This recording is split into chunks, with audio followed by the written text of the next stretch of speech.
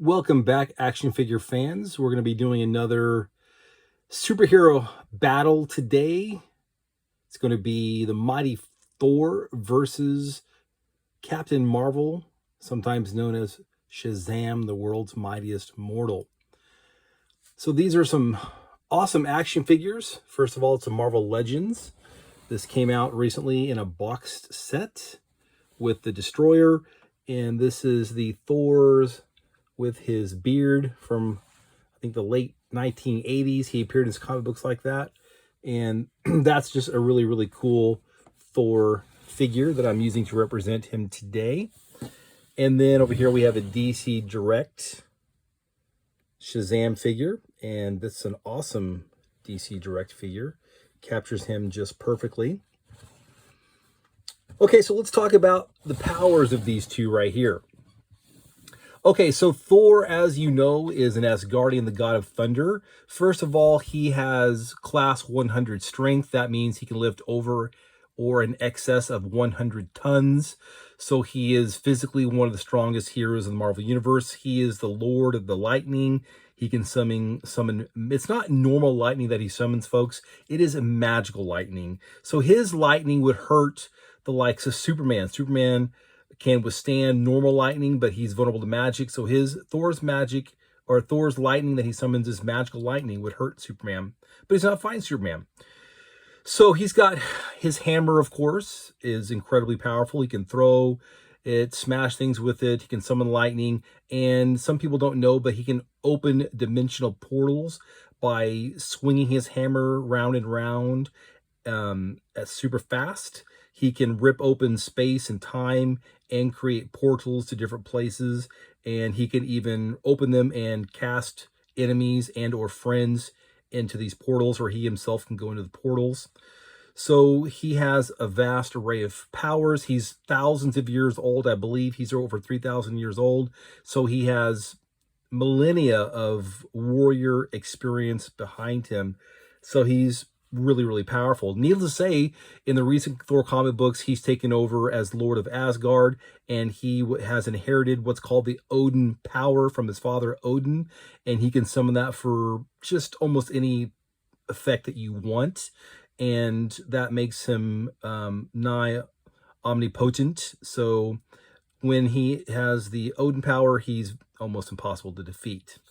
So Thor, even without the Odin power, one of the most powerful characters in the Marvel Universe. Okay, on the other hand, we have Billy Batson, a 15-year-old teenage boy who was chosen by the wizard Shazam and endowed with an array of magical powers. He's magic-based. Obviously, he says Shazam, the magical lightning comes down, transforms him into the world's mightiest mortal.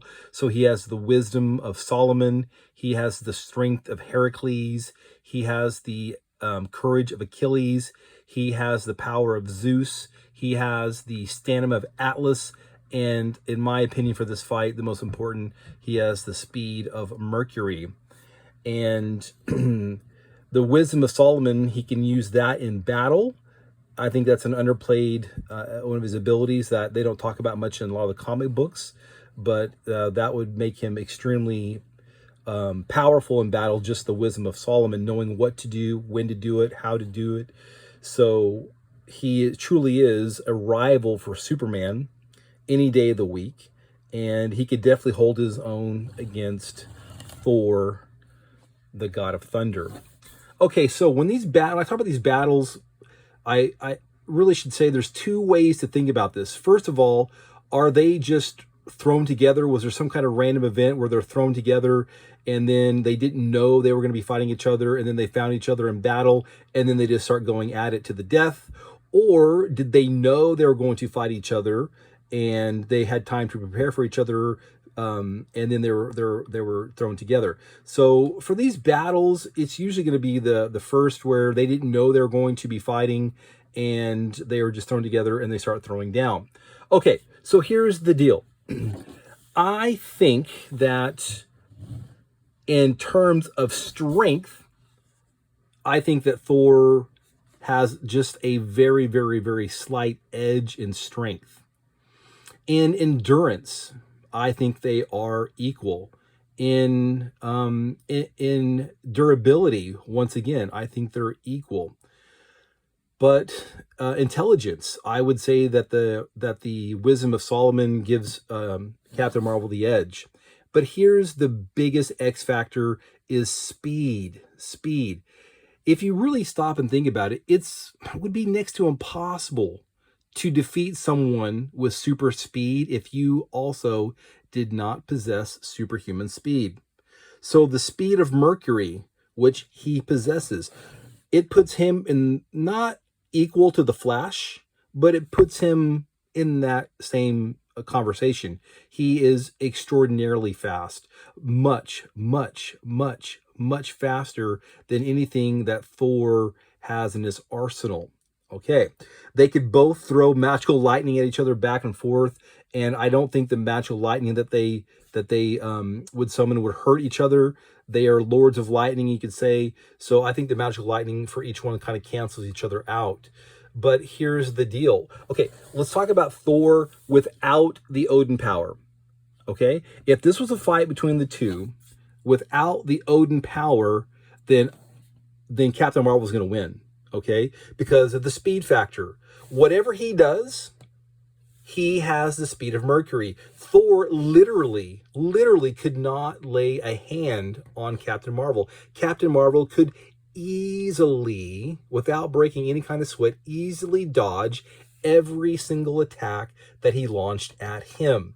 It would be as if Thor was moving in slow motion.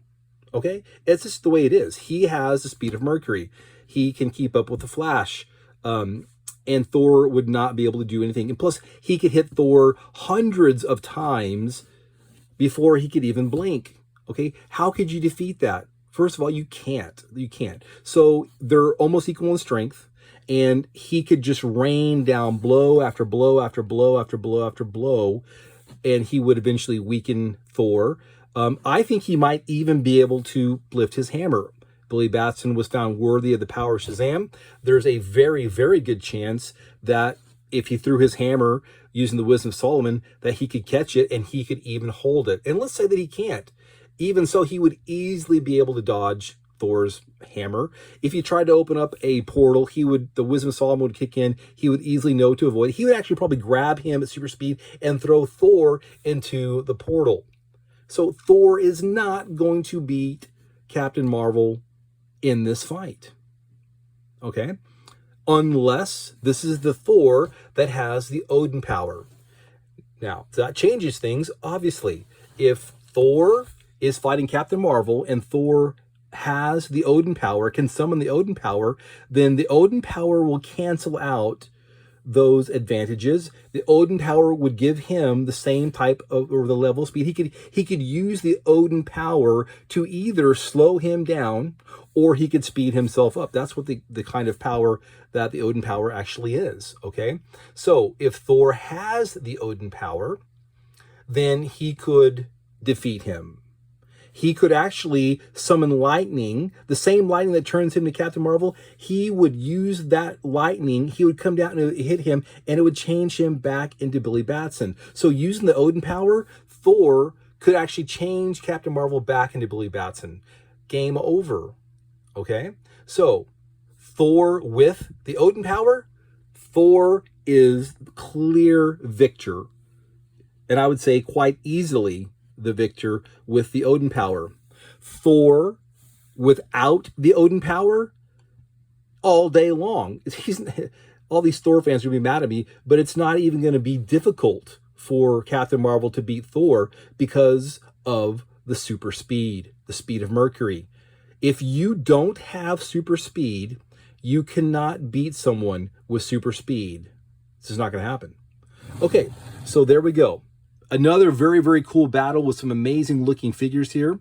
Hope you enjoyed that. Please take the time to look at my other videos. I've made quite a few of them. I'm making them for you. I hope you enjoy them. Please leave me a comment and tell me if you're liking them or not. All right, take care, friends.